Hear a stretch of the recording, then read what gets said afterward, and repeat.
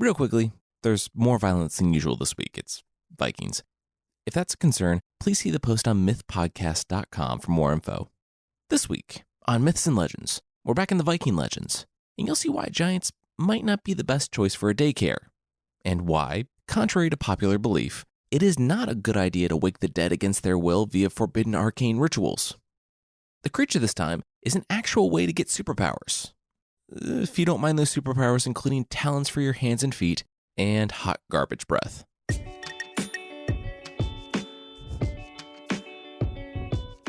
This is Myths and Legends, episode 110, Alone.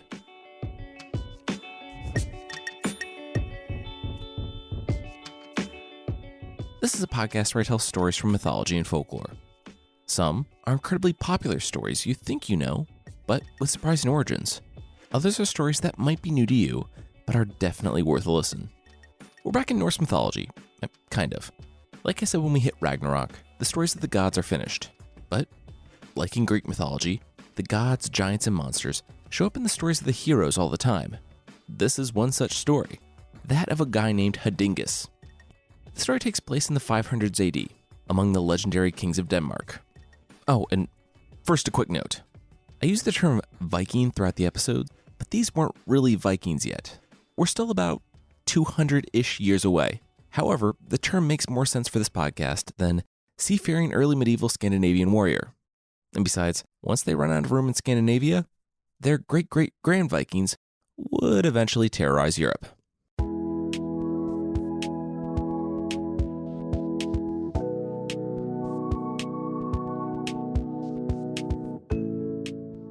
It was a textbook Viking romance. Graham was a brash young prince. Groa was a beautiful princess betrothed to a giant. Graham introduced himself in disguise, won her heart, and bludgeoned the giant fiancé to death, thus winning her hand in marriage. The pair, after all they endured, lived happily ever after. Until he met someone else, divorced Groa, and exiled her from the land. Lesson: don't date Viking kings. Signy, the other woman, had a beauty that inspired rumors from worlds away, and when Graham first laid eyes on her, he could see why. Unfortunately, he was first laying eyes on her at her wedding. She'd ignored him for weeks, until he had become unavoidable.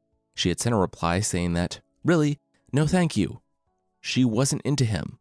She had never met the guy. Signy was marrying Henry, King of the Saxons. Please, lose her number. Graham decided that Signy clearly didn't know what she was talking about, despite her repeating it consistently for months, and decided that he'd invite himself to her wedding. Surely, if she would just see his face, Signy would see that this Henry guy was nothing. However, Plan A took a decidedly different turn. By now, the wedding crowd was pretty rowdy, and with everyone sufficiently hammered, Graham took the opportunity to hammer the head of Henry the King of the Saxons and anyone who stood between him, Signy, and the door. He disappeared before anyone was sober enough to follow, and escaped on a getaway ship, docked conveniently outside. Signy was his new wife, and since everyone was already dressed up, the wedding became a funeral. I mean, it was a Viking wedding, so there was actually a pretty good chance of it turning into a funeral anyway. Well, even in the Viking world, you couldn't be a one-man red wedding and get away with it. Viking kings were emphatically okay with killing other Viking kings. It was like their number one endorsed skill on LinkedIn. They were not okay, however, with people sneaking into weddings and killing all their friends while they were drunk. Graham stood by his right to violently abduct women from wedding feasts and force them into marriage, and so he and pretty much every other king in Scandinavia came into conflict. And he was cut down. Hard. He died doing what he loved, being a murderous, unrepentant jerk. Still, Signy had it worst of all. The best day of her life had abruptly turned into the worst day of her life on the day her husband was murdered. Then, she was essentially held captive for 5 years and had a child with her captor. If their revenge was to be complete, Signy knew the child wouldn't be safe as long as he stayed with her in their world. In Midgard, she sent word, and it returned by raven. That night, despite the storm, she let a boat loose in the water, and the infant looked on the 12-foot swells as he careened into the night. He was going to the land of the giants, leaving the world of the humans. He was going to Jotunheim.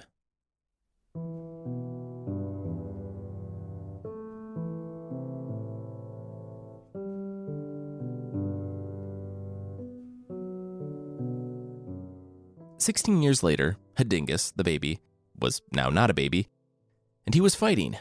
And not the type of fighting that he liked. The kind with stabbing and killing and way too much red. No, it was the relationship kind of fighting. And he wasn't winning. He had been in this on-again, off-again relationship with an older lady since about the time he came of age.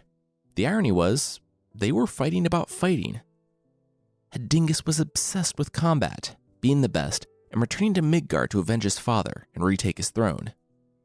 But here, Hargrep, a beautiful giant, was professing her love to him, again.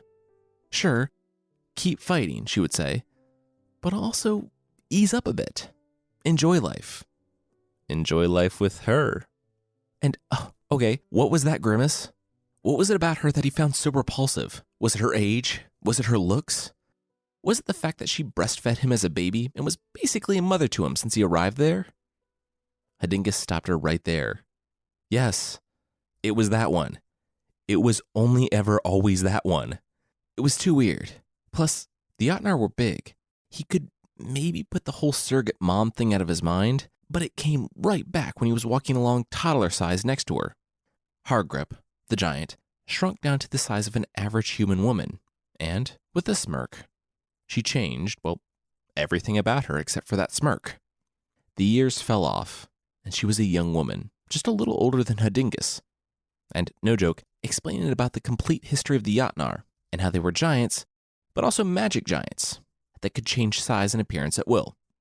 It's not really canon for Norse mythology, so don't worry, it won't be on the final. But I personally love this depiction, because it helps explain why the giants are sometimes just a little bigger than Thor and Loki, but also why the Asgardians could spend a night camping out in a giant's glove. Hadingus's jaw dropped. Here, before him, was a girl. A real human-looking girl. In Jotunheim, even the babies were already half his height. Hargrep smiled. Hadingus was starting to come around. And so, she kissed him, in a different way than she had ever kissed him as a caretaker. He stopped her. "All right, let's go for it. Just don't mention breastfeeding me as a baby when you're trying to woo me, or really ever again." Hargrep stood beaming. She knew dropping down to his size would do it. She had done this so many times to get with good-looking human guys. Hadingus barely managed to, wait, how many times? Before she kissed him again.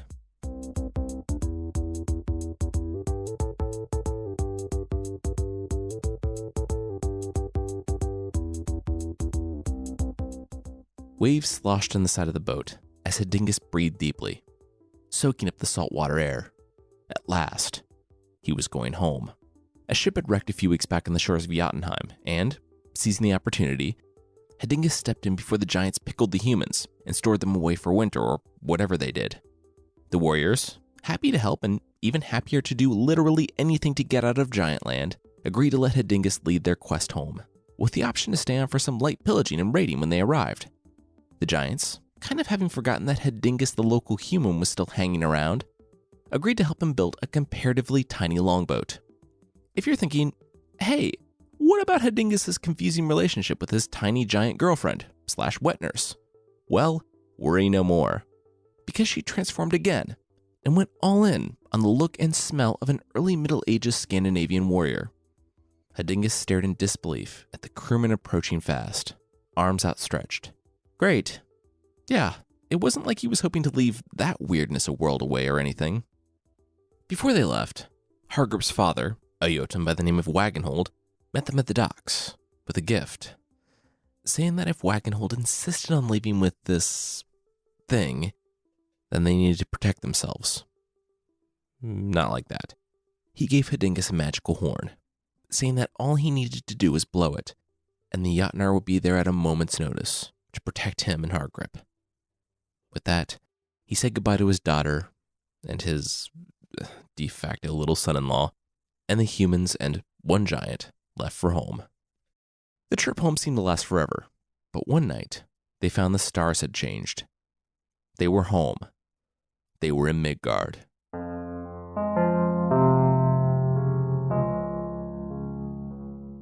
It was Hargrip's idea. But she and Hadingus were having some alone time on one of the islands where they had docked when they saw the lights. It was an entire procession moving through the woods. Curiosity proved too much, and so Hadingus and his adoptive mom/girlfriend followed the lights and stumbled upon a whole village. A funeral procession flowed past them through the forest into a nearby graveyard where they were laying an old man to rest. Hadingus and Hargrip watched quietly from the trees as the villagers piled up the late man's goods next to him, and they left one guy to guard the body. In time, the watchman nodded off. Hadingus shrugged and made to leave, but Hargrip remained, transfixed on the dead man in the clearing. Wasn't her lover/shipmate/adopted son curious about how the man died? Hadingus shook his head. Not really. They were Vikings. People died. A lot. But Hargrip was already making her way toward the clearing, waving her hands and saying an incantation. A tablet appeared in her hands. She placed it in the dead man's mouth, and his eyes opened. Perish accursed he who hath dragged me from those below. Let him be punished for calling a spirit out of Baal. You mean she, but what? Hargrip started to say, before the dead man looked at her and began talking louder. Her entrails would be crushed, her limbs torn from her body, and she would be dragged to the underworld for this. That was when Hadingus sprinted to the body and snatched the tablet before the undead man could utter another word. By now, the useless watchman had woken up, right as the dead man had, actually, and when he saw his friend speaking again, he rightfully ran away in terror. Hadingus stood there confused, but Hargrip just laughed. It wasn't the first time she had been threatened by a dead man, and it wouldn't be the last.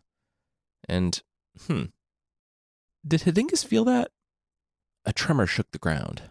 Hadingus looked all around. Could that be related to the dead man who just threatened her with kidnappers from hell? And that's H-E-L, it's a Norse thing, not the Christian hell. Hargrip chuckled nervously. No. Hey, on an unrelated note, want to run back to the ship as fast as we can? Hadingus nodded, and they both took off in a run.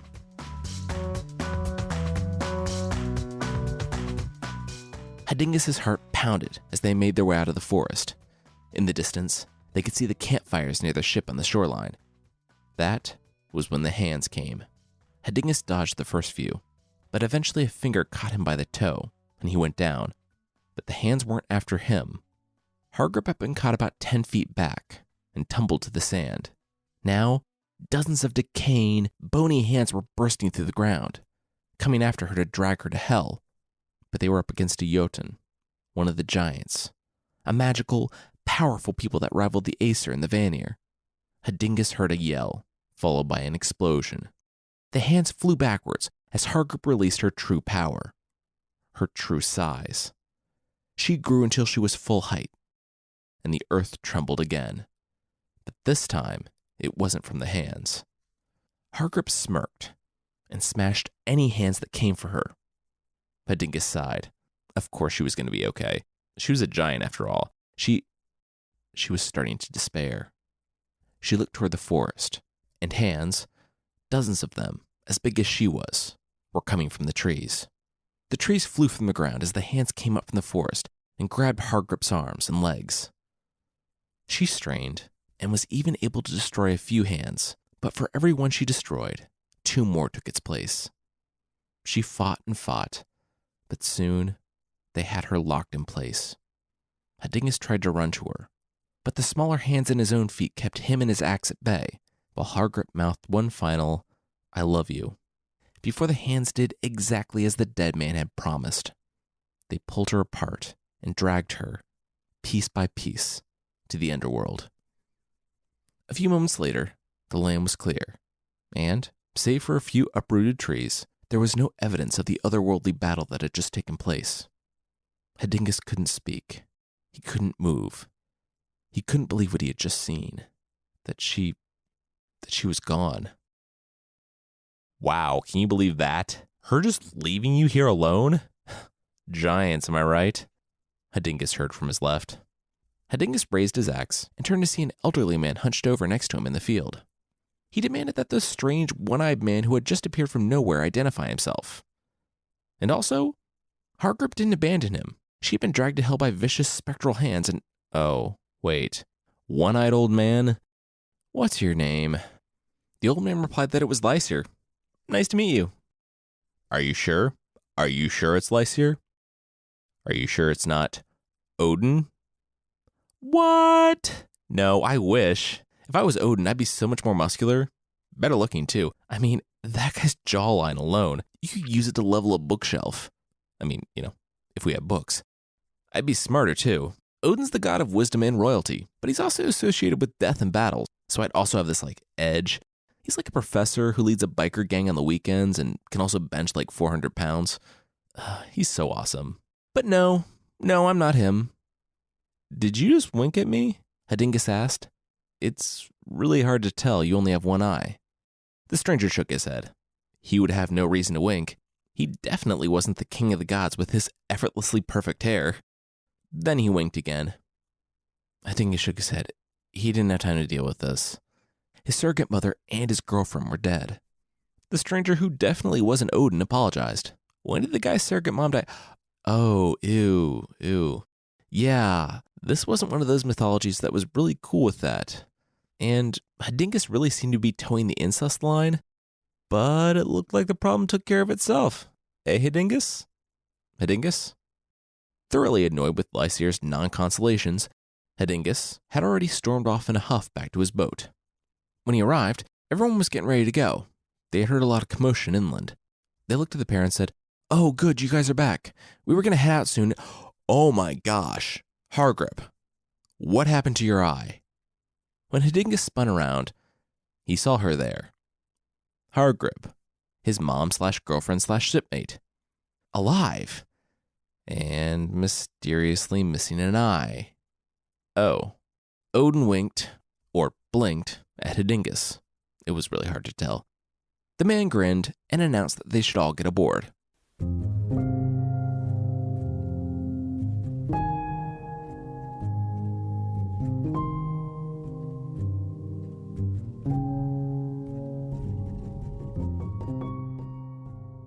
We'll see what happens when they get back to Denmark, but that will be right after this. All right, now back to the show.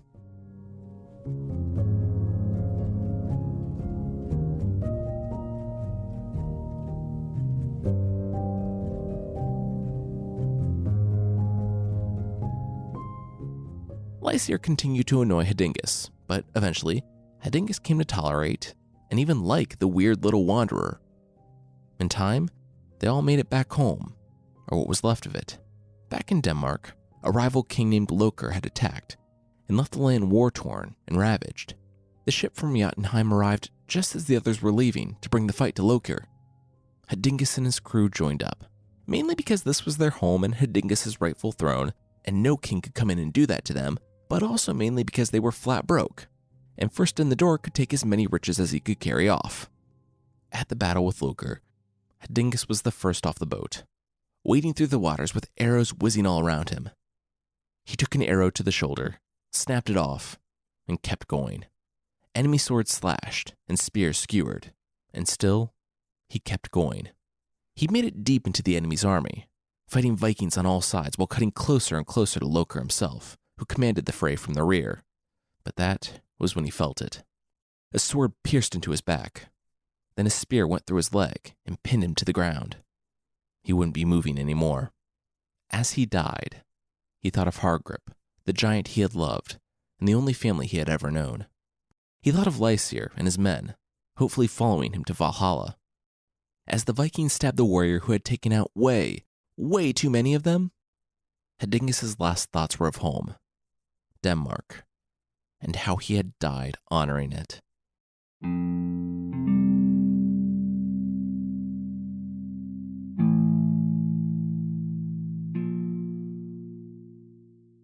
"Don't look in front of us," Hadingus heard.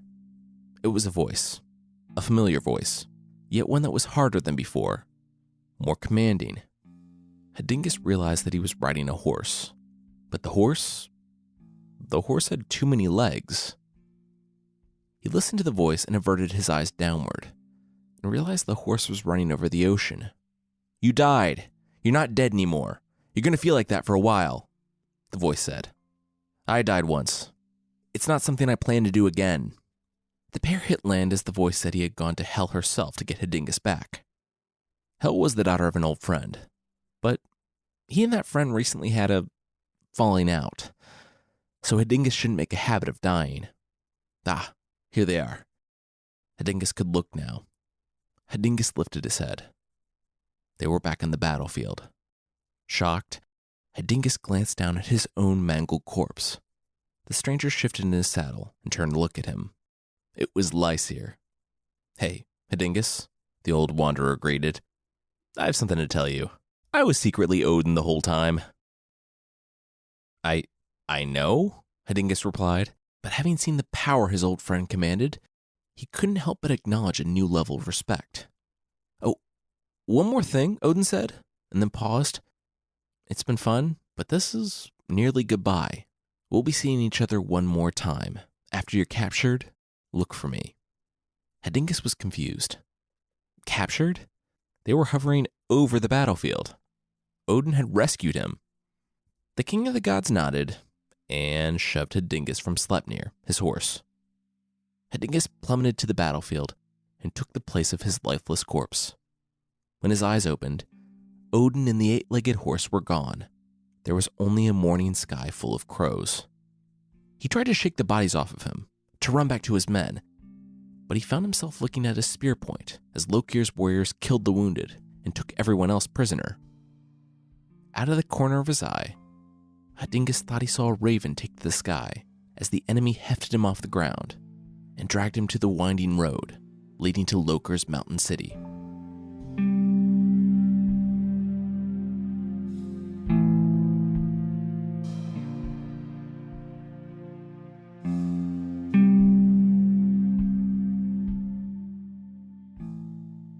It was a really good thing Hadingus was rich. Otherwise, he would be really, really poor. He limped away from the royal treasury. He was going to have to do something about this. Hadingus had been restored as the king of Denmark. It had been a long few years, but he owed all of his success to Odin. The morning he'd been captured, he saw the king of the gods in his cell. And when he blinked, Odin was gone, and his door was open. His jailers had forgotten to lock it. He stepped out and noticed that they were asleep. All of them. The jailers, the other prisoners, and then a raven called. And Hadingus knew what he had to do. Nearly everyone was asleep. And for those who weren't, Hadingus found that his old friend had given him a little something extra to help out, and that with basically no effort, he could punch Viking warriors through walls. He made his way up to Lokir's home in the tallest tower and evicted him. The scream of the king plummeting to the city below was not enough to alert Hadingus's warriors, still on a nearby beach. But Hadingus queuing up some fire arrows and torching the city did the trick. As promised, he left with as much treasure as he could carry. After that, their little ragtag ship of nobodies was known in every corner of the Scandinavian world. Word that Hadingus, son of Gram, was back to retake his throne spread quickly and led to two things. Henry's father, the guy Hadingus's father had killed to forcibly abduct his mother at her wedding, came looking for him, and the people Gram had left in charge of Denmark started spending. Asmund, the king of Sweden, met Hadingus on the battlefield. It was time to answer for Henry. No one but Hadingus knew that Hadingus, though a passable fighter, wasn't the legend they all believed he was. He had only made it out of Lokir's stronghold because Odin wanted him to. He had actually died in battle last time, and he was afraid of dying again. Hadingus placed a hand on the horn on his belt, the one gifted to him by Hargrip's father, Wagenhold. He blew the horn, and it turned to dust in his hands and drifted away on the wind. Tremors rocked the battlefield as they arrived. It was the host of Jotunheim, the giants, the beings that made Thor himself literally wet his pants and, hey, wait, where was Hargrip? Hadingus was pretty quick to suggest that they talk about it later, to which Hargrip's father replied, no, they would talk about it right now. Hadingus sighed. Okay, the short version is she made a dead guy angry, and hands from hell came and tore her limb from limb, and now she's dead. That's actually the long version too. Now can we please deal with this group of Vikings that's about to attack? Wagenhold couldn't believe this guy. Why didn't he blow the horn then? If there was any time to blow the horn, it was when his daughter was being torn apart by monsters. Still, A deal was a deal. And Wagenhold and his fellow giants stomped the Swedish army like they were ants swarming a donut, told Hadingus not to call them again, and disappeared on the wind. Hadingus returned his gaze to the battlefield. The giants had left Asmund and his royal guard. Apparently, there were some things Hadingus had to do for himself. If he wanted his kingdom back, he had to earn it. It wouldn't be that difficult, though. They were outnumbered 10-1 and on the run. Still, they weren't just going to lay down and die. And so, the fight began. They fought and took out nearly half of Hadingus's force, until the final confrontation came down to Asmund and Hadingus. The father, bereft of everything because of Hadingus, charged the younger man. And he died. He took Hadingus's axe to the chest and fell. Hadingus walked over to the body and turned it over with his foot. But his axe wasn't in the man's chest. It was in his hand. Hadingus leapt back, and Asmund mostly missed. Mostly. The axe bit into Hadingus's foot and destroyed it. The king would live, but he would walk with a limp for the rest of his life. Hadingus's Vikings fell in on Asmund and helped the man toward the big mead house in the sky. That was 3 months ago. Since then, Hadingus had been welcomed home and given his father's throne. Now Henry, the king Graham killed, whose father Hadingus had just killed, had a brother, but he was sitting the next round out. He's not gone, however. Remember, this is a Norse saga, so pointlessly perpetuating a blood feud that has only brought death to both sides is never not an option. But for now, Uff, the kid, was going to take a breather and bury his grandfather and piece his kingdom back together. Hadingus stood at the window as the steward's feet stopped twitching on the gallows. He had come home to find his treasury empty and the steward that had been left in place bewildered.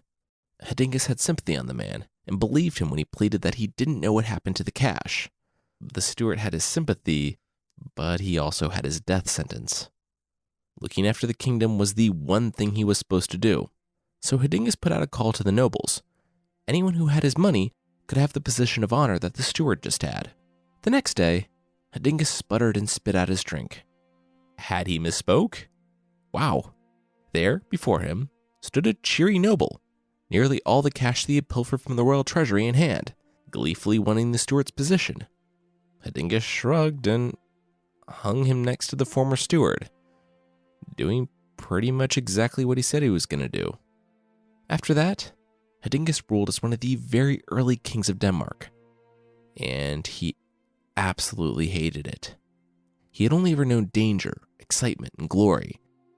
Now, he was forced to manage sycophantic nobles, deal with the niceties of politics, and rule on just everything.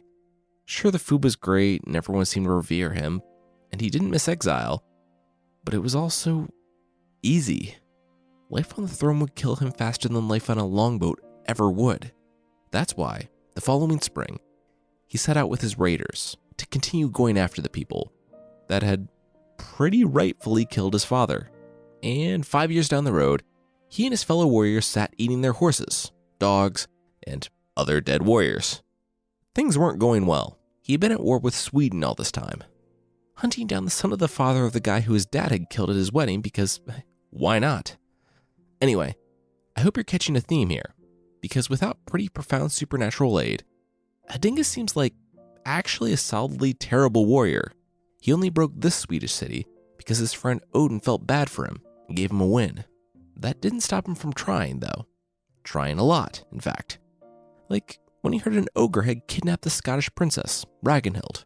Hadingus had resisted taking a wife and a queen, partially because he wasn't a fan of the domestic life, but also, if you think about it, everyone who got close to him died, or ended up hating him, or was Odin. It was easy to live without fear when you had nothing to lose, and Hadingus lived like he had a death wish. But now, with his father's enemies dead and his throne secure, he had to think about his legacy. As much as he didn't like it, his people needed him, and he needed an heir. Maybe his sky pal Odin would come through for him again when it came to fighting the Scottish ogre. He didn't. Well, I mean, maybe he did. Hadingus did defeat the ogre in his cave, but he kind of only just defeated him. His last memory was the monster bringing his club down hard on his legs, mangling them, as Hadingus struck upward, blindly, with his axe. Waking up in the Scottish king's city, he would learn that he did, in fact, kill the ogre, and the princess he had come to rescue actually rescued him. She dragged him to a cart and directed the cart to the city. And also, very luckily, she was a skilled healer, so he would walk again. The bad news? She was picking her husband. Like, right now. Her dad had heard of the hot new trend called Shin Tinder, the super progressive method where you let your daughter pick her own husband, but only by the attractiveness of his shins. We've talked about this before, and this particular instance models Fjord and Scotty from episode 51. But, in this instance, Ragnhild, the princess, didn't go with the sexiest shins. Hadingus's shins were far from the best looking. They didn't even crack the top 10. But they did have one thing the others didn't. A gold ring that Ragnhild had surgically embedded in them on their way back to her father's kingdom. Hadingus was happy to find the ring-shaped scar wasn't ringworm, and even happier to learn that Ragnhild had picked him. The pair was married, and they made their way back to Denmark. The newlyweds loved each other, but they didn't like what the other loved. Ragnhild had grown up in the forest, around the howling wolves and rugged hills. Hadingus loved the churning sea with its shrieking seagulls, and so it was that the pair had 2 children together before they parted amicably.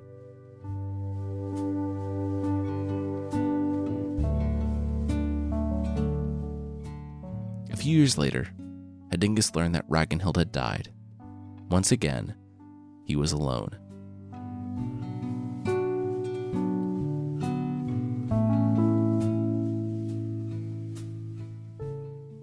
Again, Hadingus left to go raiding, and it was there that Odin spoke to him for the last time in his life. Through a seer named Sin, Hadingus learned that he would never be captured by an enemy, and wouldn't die by an enemy's hands. After a successful season, he returned home. When he arrived, his son, now in his late teens, was himself out raiding, and his daughter had just been married. He went to bed, and there he saw a vision of his late wife. He wanted to tell her that he missed her, that he didn't care about the sea or the forest. Those things seemed so trivial now. But he didn't get the chance. She looked at him and bellowed a prophecy instead. Her son would be a monster, a killer of wolves, but a good king, a king that was needed in these violent times. Their daughter, though, the daughter was something else. A wild screech owl. With that, she disappeared without another word. Hadingus awoke in his bed, alone. The next morning, he spoke with the seer, but the woman only confirmed what he already knew. His daughter was plotting to kill him. It was true. Everything he touched died.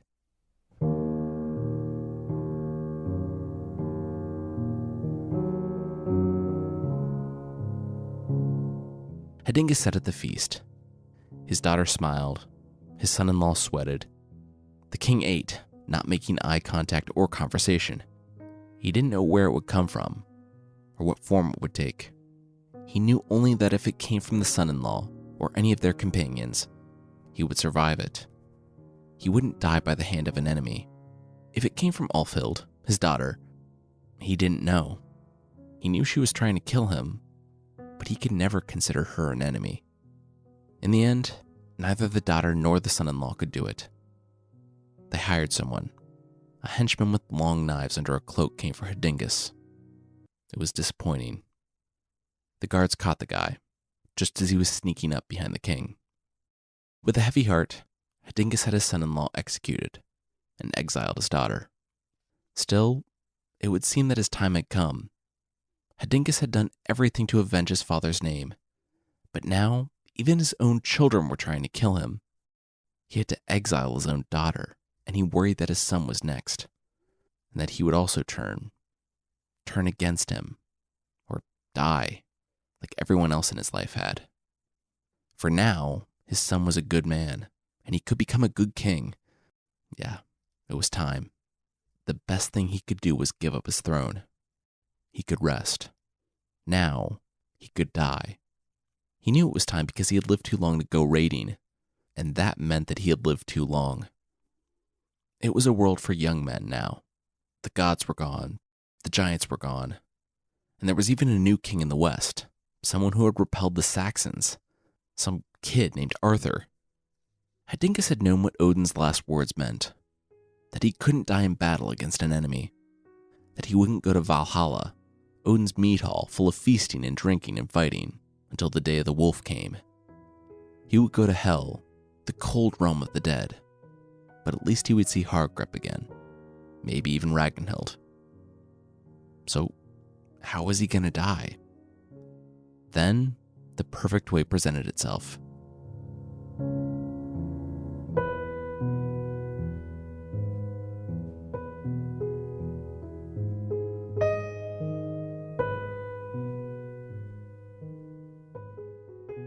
There was a tree outside the city. It was big, too. There were stories of Odin sacrificing himself in order to learn the runes and gain power over magic.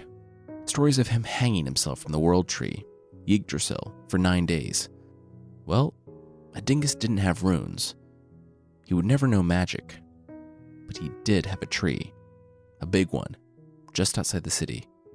He dragged a thick rope through town, gathering a crowd as he passed. No one stopped him as he looped the rope around a tree branch, and the remainder of it around his neck. No one stopped him as he stepped free from the roots. He saw his son pushing through the crowd too late, screaming for him to stop. The boy didn't understand, but he would. Hadingus was doing this for him, for all of them. As darkness pulsed in from the fringes of his vision, Hadingus looked out on the crowd. He saw a raven land on the shoulder of an old man who looked curiously like Lyser. The man smiled, and Hadingus died.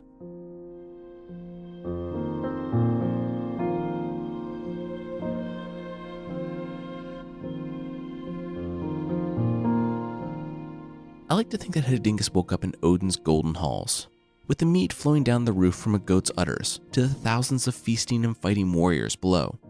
That the man who had been a king, yes, but the one who had had the responsibilities and the sins of his father hoisted on him since his birth, was finally free from all that baggage. His death was certainly felt around the Scandinavian world, even in Sweden, the place where he spent 5 long years snacking on dogs until Odin threw him a bone, pun sickeningly intended. The king there commissioned a massive beer vat for him to honor the late hero, but he didn't cover it. Lots of drinking and lots of dancing led to the king himself slipping and falling into the vat of beer.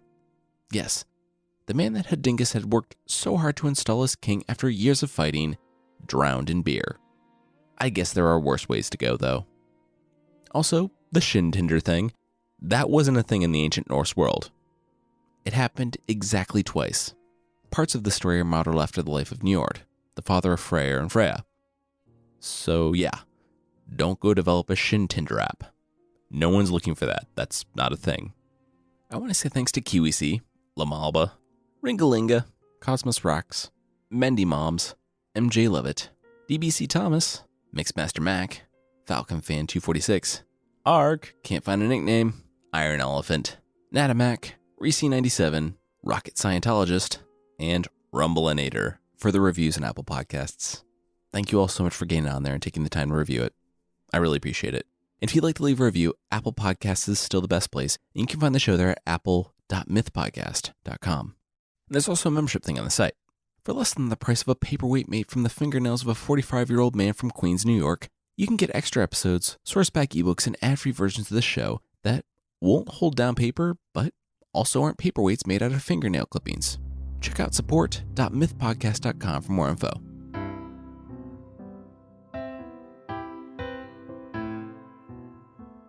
The creature this week is the Gagate from Native American folklore. Are you looking for superpowers? Want to have a new franchise named after you? Maybe join the Avengers? Okay, here's how you can get some superpowers. First, take out a canoe, and then wreck it. Hard, to the point where it's no longer usable. If you manage to drag yourself to shore, don't go looking for humans or paint faces on volleyballs with your blood. Rather, wander into the woods. There, eat some combination of berries, moss, and roots. If you're in a daze, you'll just know which ones and how many, so don't worry about it now. Then, of course, get naked. Eventually, with the right combo of forced food and nudity, you'll become the Gogget, gaining super strength and the power to fly.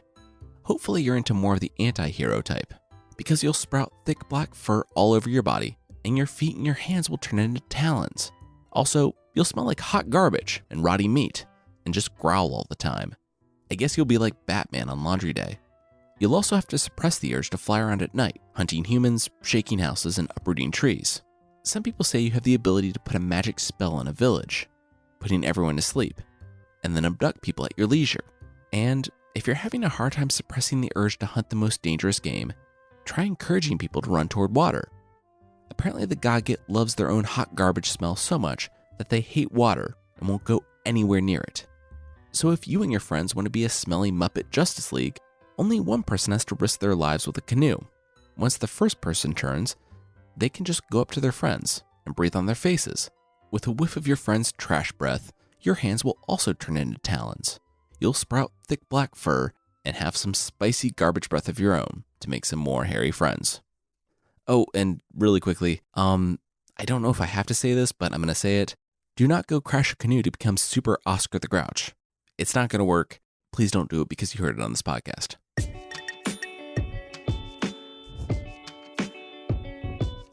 That's it for this week. The theme song is by the band Broke for Free, and the Creature of the Week music is by Steve Combs. There are links to other music in the show notes. Today's episode was written by me, Jason Weiser, and edited by Carissa Weiser. Thank you so much for listening, and I'll see you next time.